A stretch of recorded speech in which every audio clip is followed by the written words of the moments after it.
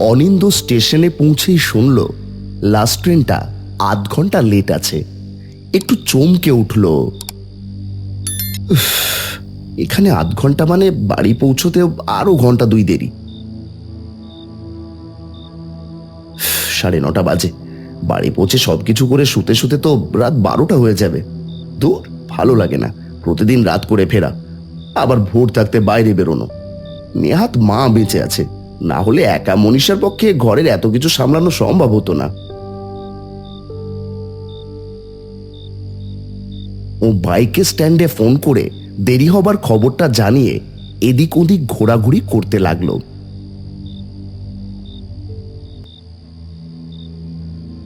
3 number থেকে 1 নম্বর প্ল্যাটফর্মের দিকে তাকিয়ে দেখে ওদিকে একটা চায়ের দোকান খোলা আছে। বাকি প্ল্যাটফর্মটা একেবারেই ফাঁকা। অবশ্য এরকম অভিজ্ঞতা অনিন্দর এর আগেও বহুবার হয়েছে। একবার সে যখন রাতে শেষ ট্রেনে বাড়ি ফিরছিল, সেদিন সে কামরায় একা ছিল। কিছু ছিনতাইকারী তার বড় ব্যাগ দেখে ভেবেছিল তাতে অনেক টাকা, কিন্তু ব্যাগ খুলে ওষুধের প্যাকেট দেখে তাদেরও মাথায় হাত পড়ে।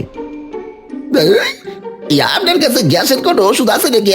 এই আবার সন্ধ্যা থেকে পেটটা কেমন ভটভট ভটভট করছে। একা থাকলে এসব কথাগুলো নিজের মনে এনে হেসে ওঠে অনিন্দ, কিন্তু আজ মাথাটা খুব ব্যথা করছে। 3 নম্বর থেকে 1 নম্বরের চায়ের দোকানের দিকে যাবে এমন সময় একটা ট্রেনের আলো দেখতে পায় ও। এখন ট্রেন? এখন আবার কি ট্রেন? মালগাড়ি? এত তো কিছু দেখাচ্ছে না। কিছু সময় পরেই একটা ট্রেন এসে থামল।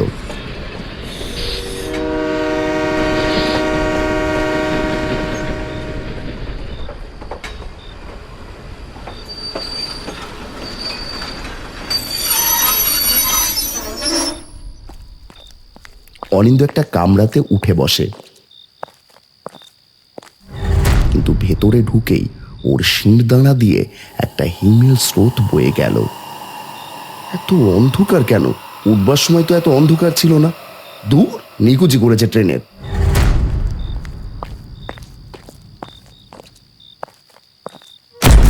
অনিন্দ ট্রেন থেকে নেমে পড়তে গিয়েও পারল না।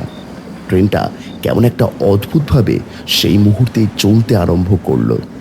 খুব মুশকিলে পড়ল। ট্রেনের ভেতর দিয়ে একের পর এক কামরা পেরিয়ে যেতে যেতে অনিন্দর ভয় লাগতে শুরু করলো। এটা এটা কি করে সম্ভব? একটা ট্রেনের সব কামরা, সব প্যাসেঞ্জার একইভাবে পা থেকে মাথা পর্যন্ত সাদা চাদর দিয়ে ঢাকা। এভাবে শুয়ে থাকতে পারে কেউ কখনো?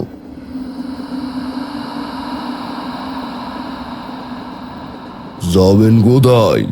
থমকে দাঁড়ায় অনিন্দ। ওই গোপালনগর স্টেশন, ওখানেই। তাহলে বসুন। অনিন্দ লক্ষ্য করল একটা লোক মাথা পর্যন্ত চাদর মুড়ি দেওয়া অবস্থাতেই সিটের ওপর বসে ওকে বসার জায়গা করে দিল। ও কোনো কথা না বাড়িয়ে বসে একটা তৃপ্তির শ্বাস ফেলল। ব্যাগ থেকে জলের বোতল বের করে জলপান করতে করতে লক্ষ্য করে উল্টো দিকে সব প্যাসেঞ্জার ঠিক একভাবে পা থেকে মাথা পর্যন্ত চাদর মুড়ি দিয়ে উঠে বসে পড়েছে। এটা কি চোখের ভুল? মনে হচ্ছে সবাই এই চাদরের তলা থেকে আমার দিকে তাকিয়ে আছে, আমার প্রতিটা নড়াচড়া দেখছে। হ্যাঁ, কি ট্রেনের আগে প্ল্যাটফর্ম থেকে 1 বোতল জল ভরেছিলাম, মাত্র একবার জল খেলাম, এর মধ্যেই বোতল ফাঁকা। ব্যাগে জল পড়েনি তো? না তো, একদম শুকনো খটখটে। অনিন্দর মনে হলো পকেট থেকে মোবাইলটা বের করবে, কিন্তু পকেটে হাত দিতেই ভয়ে কুঁকড়ে গেল। মনে হলো পকেটের ভেতর কেউ যেন ওর হাতটা শক্ত করে ধরে রেখেছে। ভয়ে ওর গলা শুকিয়ে কাঠ, কিন্তু বোতলে 1 ফোঁটাও জল নেই। ট্রেনটা তখন তীব্র গতিতে ছুটে চলেছে।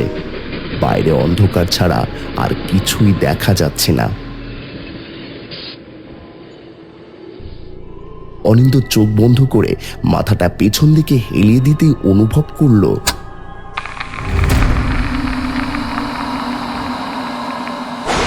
এ কি কি আমার পা দুটো টেনে ধরেছে? ইঁদুর? না তো, ইঁদুর হলে তো গায়ের ওপর দিয়ে যেত। পা টেনে ধরবে কেন?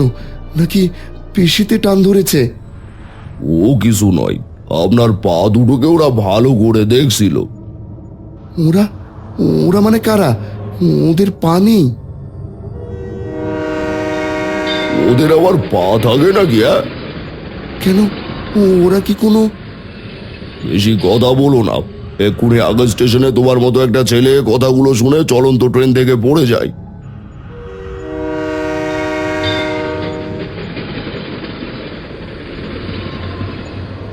পড়ে গেল?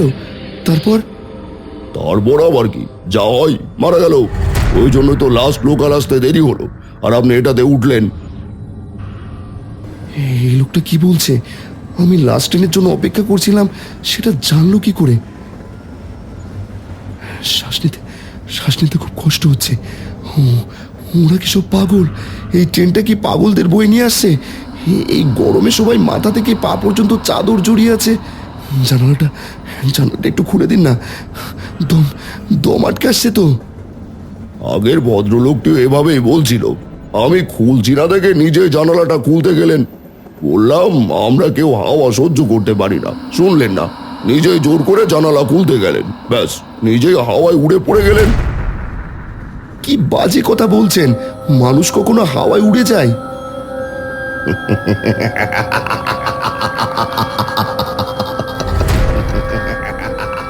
সেই হাসি আর থামে না।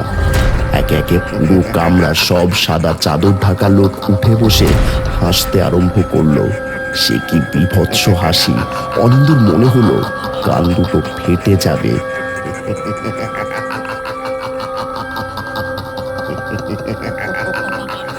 চুপ! একদম চুপ! একদম চুপ! নিস্তব্ধ হয়ে গেল কামরা। অনিন্দ রাগে আর ভয়ে লোকটির দিকে ফিরে চিৎকার করে উঠল, আপনি কি আমার সঙ্গে মজা করছেন? আমি কি বাচ্চা ছেলে? আমি বড় বড় ডাক্তারদের সাথে কথা বলে কোম্পানি চালাই, আর আপনি আমাকে বলছেন জানালা দিয়ে মানুষ উড়ে গেল? ওসব বাজে কথা ছাড়ুন।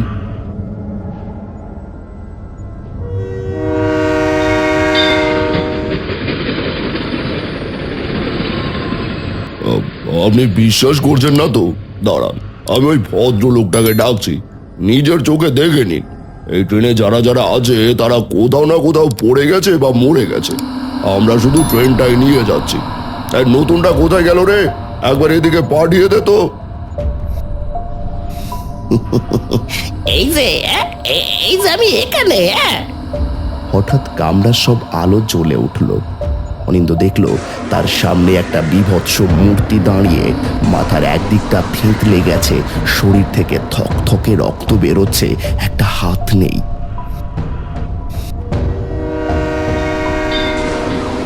এখানে হঠাৎ কামরার সব আলো তাকিয়ে দেখে কামরার সবার শরীর ক্ষত বিক্ষত, কারো মাথা নেই, কারো চোখ বাইরে বেরিয়ে এসেছে। অনিন্দ আর সহ্য করতে পারল না, এক বিকট চিৎকার করে ওখানেই জ্ঞান হারিয়ে লুটিয়ে পড়ল।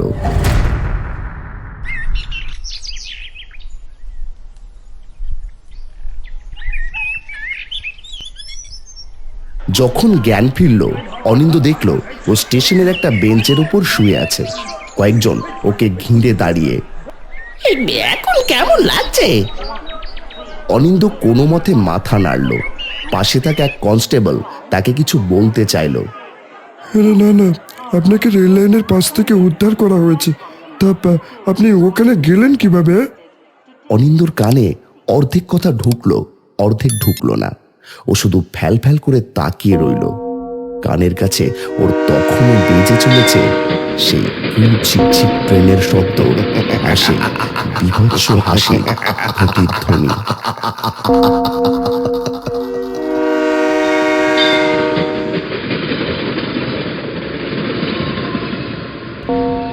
এমন আরো গল্প দেখতে আমাদের চ্যানেলটি সাবস্ক্রাইব করে আমাদের সাথেই থাকুন এবং কমেন্টে জানান আপনার কি মনে হয়। ধন্যবাদ। দেখা হবে শীঘ্রই নতুন ভৌতিক গল্প নিয়ে। আহ